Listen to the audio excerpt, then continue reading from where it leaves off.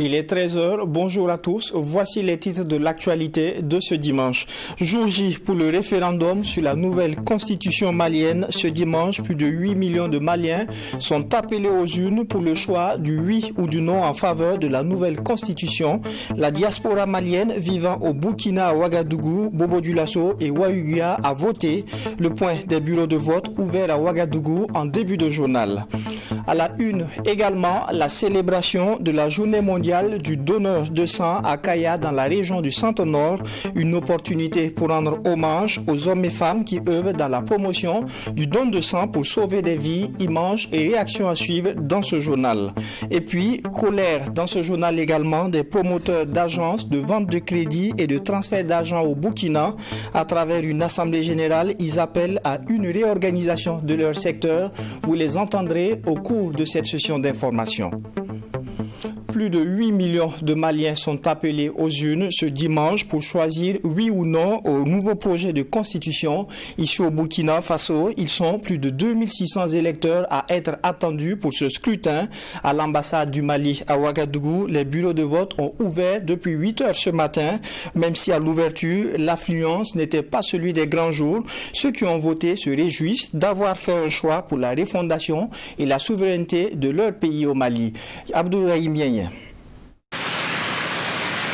Il est 8 heures ici à l'ambassade de la République du Mali au Burkina Faso.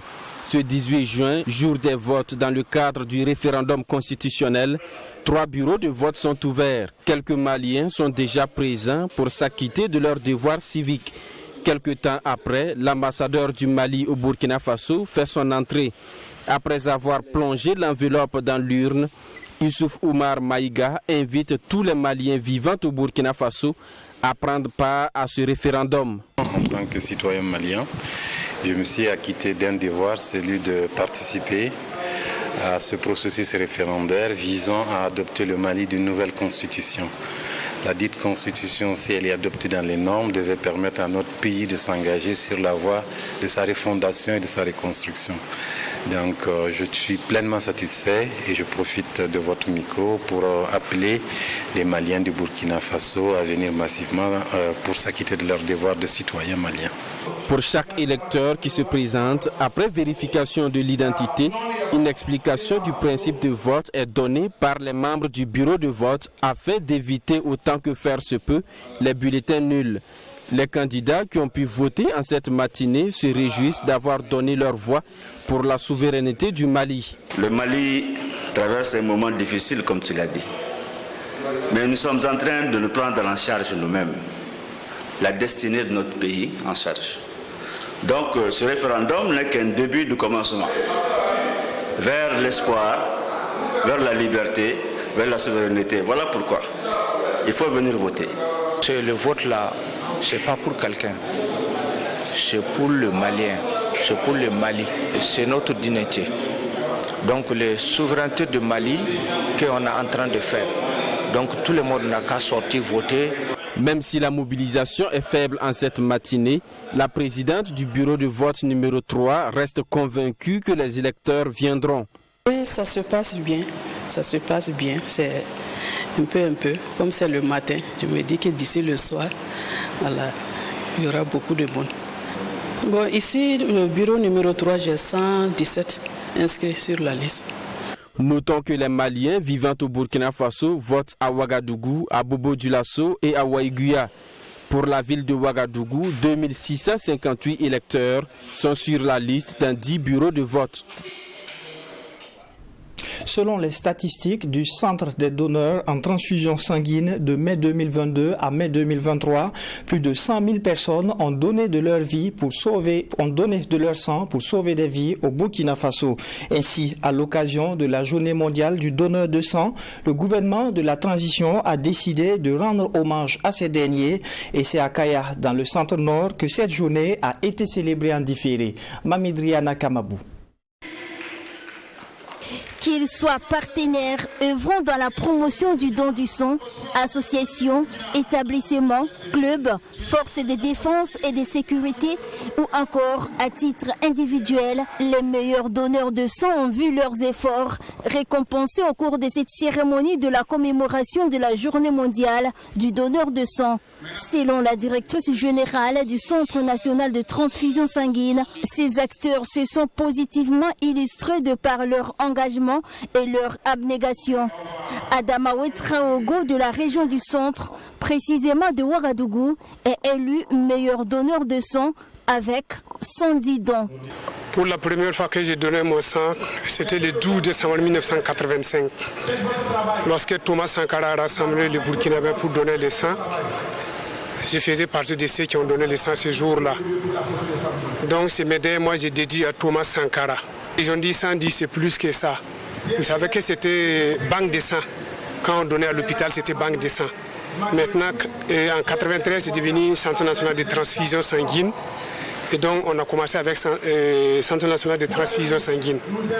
Donc, le 1er septembre 2009, la pluie a emporté tous les documents. Sinon, ils allaient avoir au moins 140 à 150 dons. Voilà, depuis 85, 12 décembre 1985. Selon les statistiques de l'OMS, 1% de la population mondiale doit donner son sang pour l'autosuffisance en produits sanguins. Au Burkina Faso, il faut 229 000 poches de sang chaque année pour couvrir les besoins. Un défi donc à relever pour le ministère de la Santé et les associations de donneurs de sang. Selon le président de la Fédération des associations des donneurs de sang bénévoles, Jean-Bosco Zondi, la fédération sollicite l'accompagnement financier du ministère de la Santé afin de relever les défis. Les moyens utilisés pour collecter du sang n'est pas gratuit. La communication n'est pas gratuite. La sensibilisation, c'est des gens que nous employons, qui faisons la campagne de sensibilisation. Il y a du matériel. Donc il faut les moyens financiers pour pouvoir faire une vraie communication, changement de comportement de la population. Un cri de cœur qui a reçu l'attention du ministre de la Santé, Dr Jean-Claude Cargogo. Le gouvernement, à travers le ministère de la Santé et de l'Hygiène publique, a pris encore une fois l'engagement de renforcer les capacités du Centre national de transfusion sanguine, mais aussi les capacités des associations de donneurs de sang pour que la disponibilité en produits sanguins labiles de qualité sûre puisse être effective. Sang, plasma, partageons la vie, donnons souvent. C'est sur ce thème qu'a été commémorée la Journée mondiale du donneur de sang, édition 2023 à Kaya, dans le centre nord.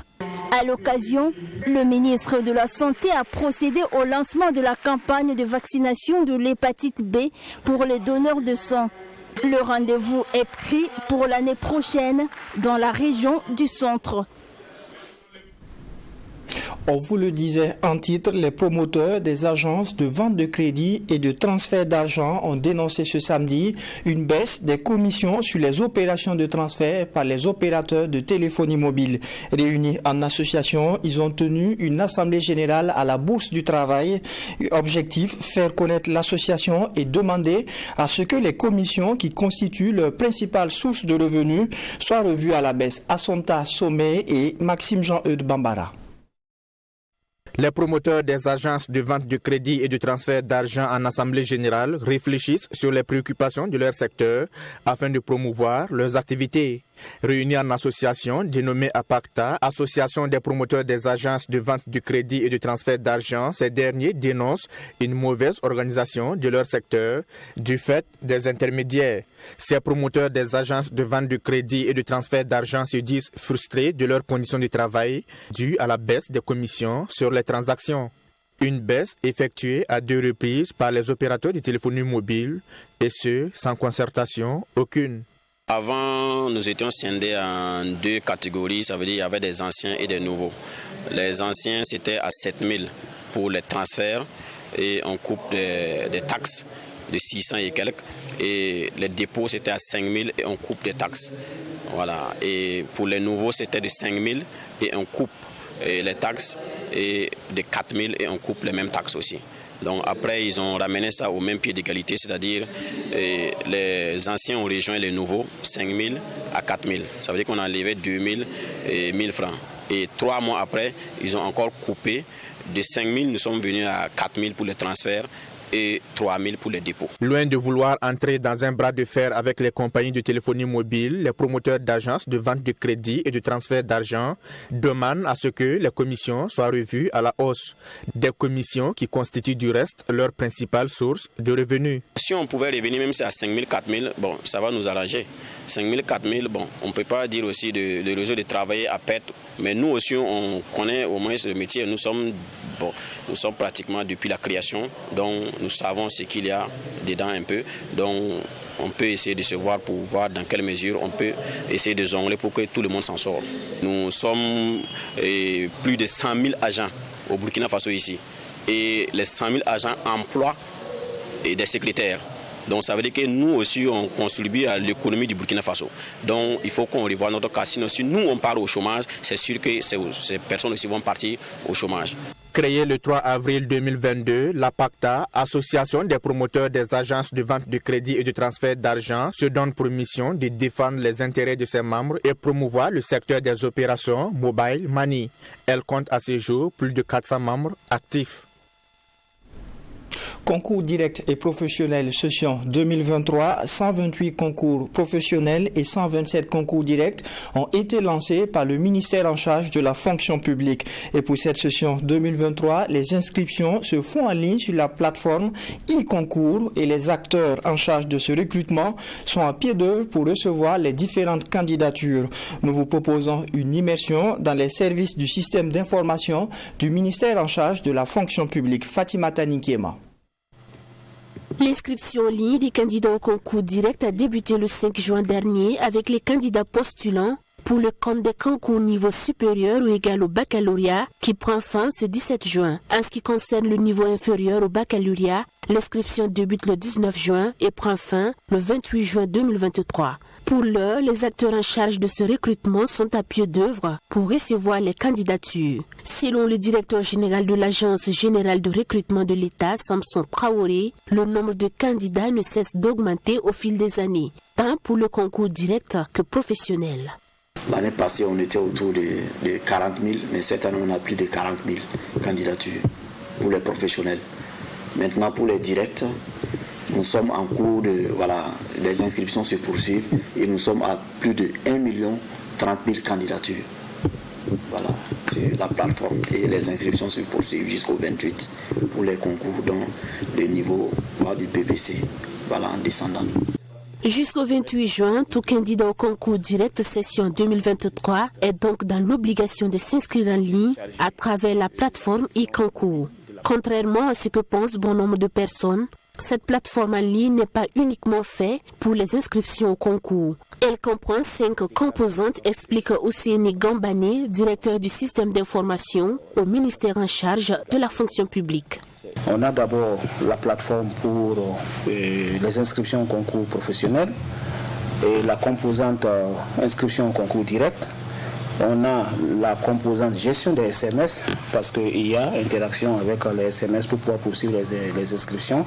Et il y a la composante composition électronique pour le concours professionnel et enfin la composante correction électronique des copies. À en croire Ousseini Gambane, le e-concours offre beaucoup d'avantages tant pour le ministère que pour les postulants au concours. Mais les difficultés ne manquent pas. Selon le directeur du système d'information du ministère en charge de la fonction publique, ces difficultés se situent à 2 niveaux. On a des difficultés techniques et il y a aussi des difficultés de non-maîtrise même de la plateforme par certains candidats.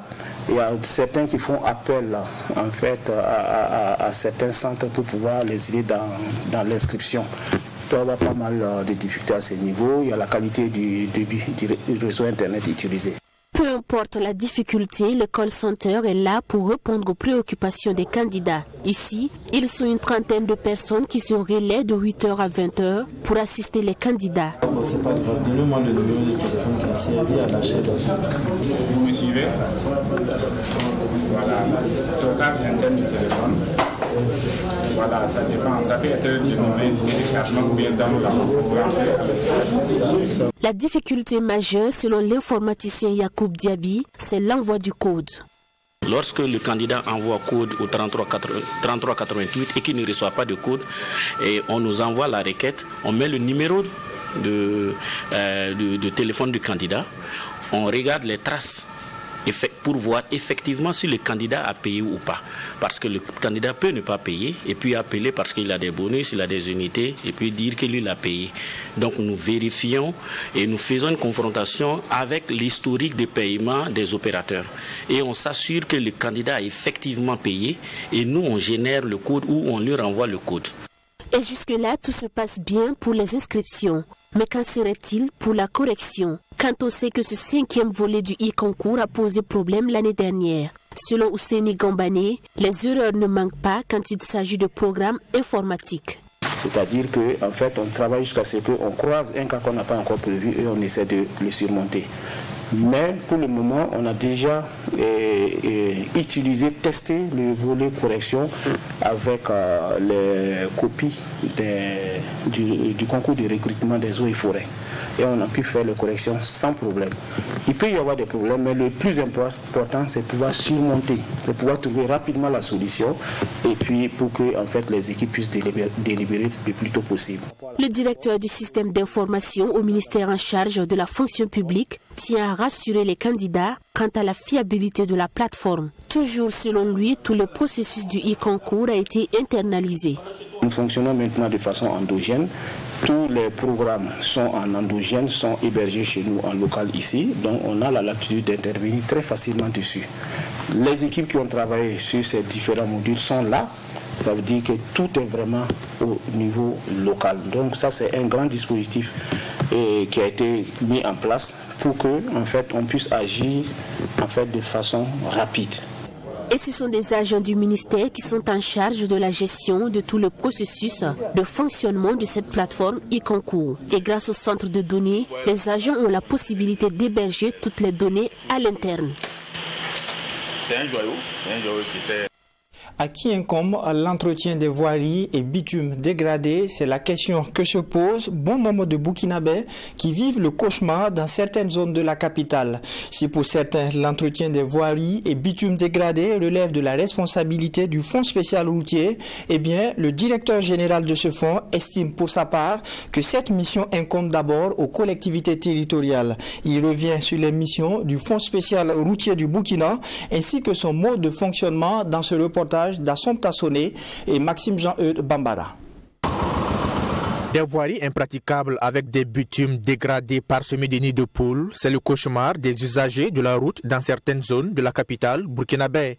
Après la construction des voiries et leur bitumage, l'entretien laisse souvent à désirer. Et les plaintes des populations se font de plus en plus récurrentes. Si pour beaucoup cela relève de la responsabilité du Fonds spécial d'entretien routier, devenu Fonds spécial routier du Burkina, pour son directeur général, l'entretien des voiries urbaines incombe d'abord aux collectivités territoriales, quand bien même son institution peut contribuer à cette mission. C'est vrai que nous contribuons à l'entretien de la voirie urbaine, mais ce sont des prérogatives de la mairie.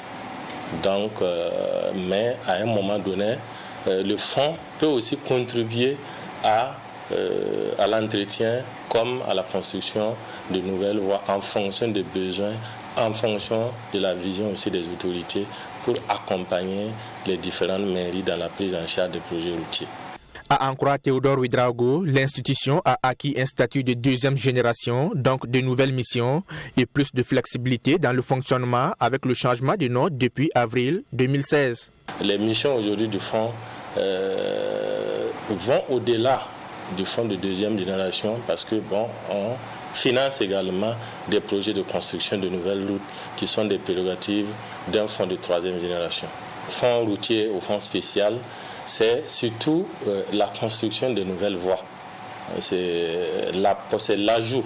Mais il faut dire qu'au-delà des projets routiers, le fonds spécial aussi a en charge la gestion des péages.